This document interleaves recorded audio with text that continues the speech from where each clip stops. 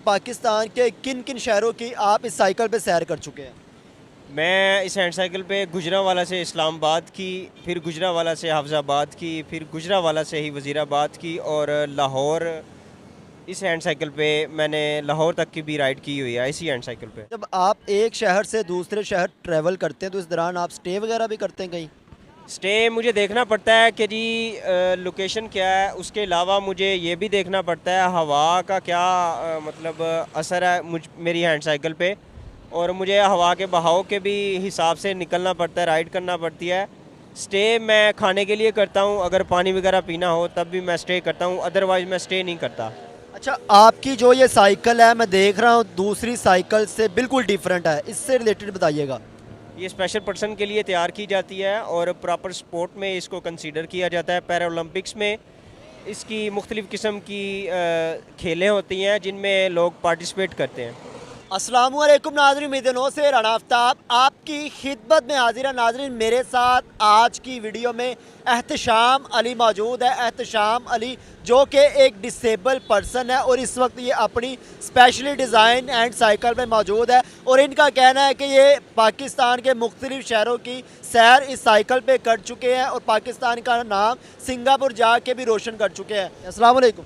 वालेकुम सलाम। कैसे एहतशाम अली आप? अल्हम्दुलिल्लाह ठीक ठाक। अच्छा एहतशाम अली, सबसे पहले तो मुझे बताएं कि पाकिस्तान के किन किन शहरों की आप इस साइकिल पे सैर कर चुके हैं? मैं इस हैंड साइकिल पे गुजरांवाला से इस्लामाबाद की, फिर गुजरांवाला से हाफजाबाद की, फिर गुजरांवाला से ही वज़ीराबाद की और लाहौर। इस हैंड साइकिल पे मैंने लाहौर तक की भी राइड की हुई है, इसी हैंड साइकिल पे। एक शहर से दूसरे शहर जाने में कितना टाइम लगता है आपको इस साइकिल पे? दरअसल ये एक तो फासला मैटर करता है। चूँकि मुझे इस्लामाबाद की राइड में काफ़ी तजर्बा मिला था। इस्लामाबाद पहुँचने में मुझे 2 दिन लगे, तो 218 किलोमीटर के करीब वो मेरा सफ़र था, तो जो 2 दिन में मैंने तय किया। अब आप कहाँ से आ रहे हैं? अभी गुजरांवाला से आ रहा हूँ। गुजरांवाला से लाहौर में आने के लिए मुझे तकरीबन 5 से 6 घंटे लग जाते हैं। अच्छा, 5 से 6 घंटे आपको लगे गुजरांवाला से लाहौर आते हुए। तो जब आप एक शहर से दूसरे शहर ट्रैवल करते हैं तो इस दौरान आप स्टे वगैरह भी करते हैं कहीं? स्टे मुझे देखना पड़ता है कि जी लोकेशन क्या है। उसके अलावा मुझे ये भी देखना पड़ता है हवा का क्या मतलब असर है मेरी हैंड साइकिल पे। और मुझे हवा के बहाव के भी हिसाब से निकलना पड़ता है, राइड करना पड़ती है। स्टे मैं खाने के लिए करता हूँ, अगर पानी वगैरह पीना हो तब भी मैं स्टे करता हूँ, अदरवाइज़ मैं स्टे नहीं करता। अच्छा, आपकी जो ये साइकिल है मैं देख रहा हूँ दूसरी साइकिल से बिल्कुल डिफरेंट है, इससे रिलेटेड बताइएगा। ये स्पेशल पर्सन के लिए तैयार की जाती है और प्रॉपर स्पोर्ट में इसको कंसीडर किया जाता है। पैरा ओलंपिक्स में इसकी मुख्तलिफ़ किस्म की खेलें होती हैं जिनमें लोग पार्टिसिपेट करते हैं। यानी कि ये स्पोर्ट्स साइकिल भी इसे कहा जा सकता है? जी, स्पोर्ट साइकिल कह सकते हैं। अच्छा, ये स्पोर्ट्स साइकिल है तो इस पे आपने किसी कंपटीशन में पार्टिसिपेट किया है? नहीं, अभी तक तो नहीं किया, लेकिन उम्मीद है, अल्लाह पाक की ज़ात का शुक्र है कि मुझे मौका मिला हुआ है। मैं ट्रेनिंग कर रहा हूँ और ट्रेनिंग हासिल करके मैं इंशाल्लाह किसी ना किसी मुकाबले में हिस्सा लूँगा। यानी कि इन फ्यूचर आप किसी मुकाबले में पार्टिसिपेट करेंगे इसी साइकिल पे? जी, इंशाल्लाह ज़रूर। अच्छा, आपकी ये साइकिल सेफ एंड सिक्योर है? जी, अल्लाह का शुक्र है, ये सेफ़ एंड सिक्योर है।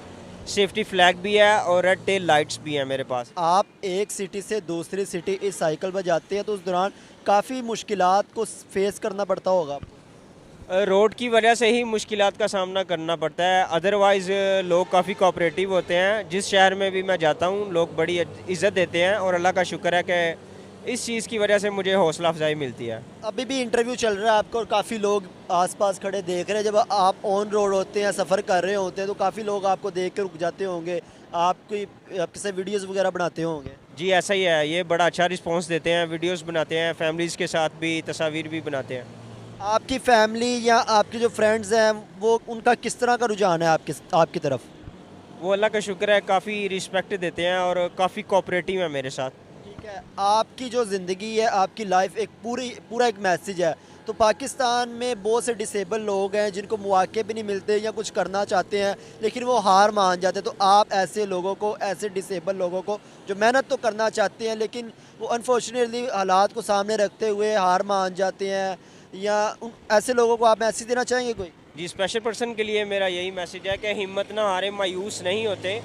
आपको अगर पता है कि आप किस काबिलियत का मतलब मुजाहरा कर सकते हैं, तो आप अपने आप को पहचान के अपना मनवाएं, आपको ज़रूर सपोर्ट किया जाएगा, लेकिन आपको सब्र से काम लेना पड़ेगा। मेरा ये ख़ुद का भी तजर्बा है, तो अल्लाह का शुक्र है कि मुझे उस ज़ात ने मौका दिया जिसका मैंने 6 साल इंतज़ार किया।